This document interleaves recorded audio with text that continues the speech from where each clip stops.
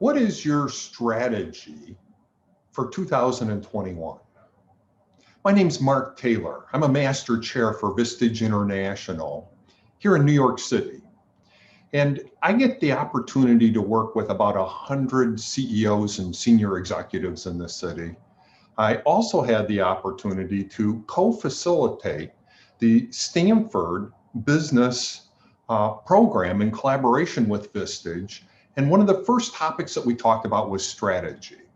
So Stanford introduced a 4-element strategic framework that I'm going to share with you today. What is strategy? Strategy is a plan for capturing and creating value.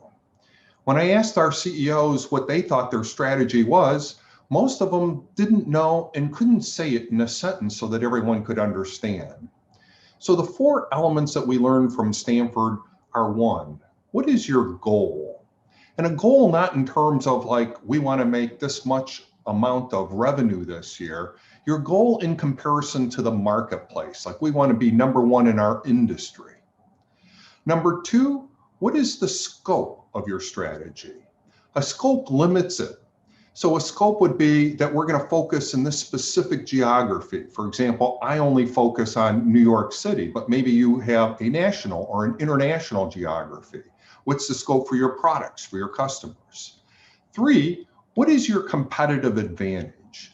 Competitive advantage is either you have a higher perceived value, like maybe Mercedes, or you're the low-cost provider like Walmart. And it's from the buyer's perspective. What do they see as your competitive advantage? And number 4 is, what is the logic of your strategy?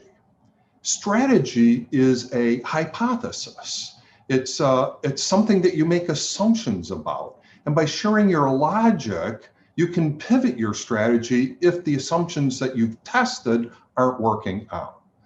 So this is 4 elements from Stanford University that you can use to develop your strategy in 2021. Thank you.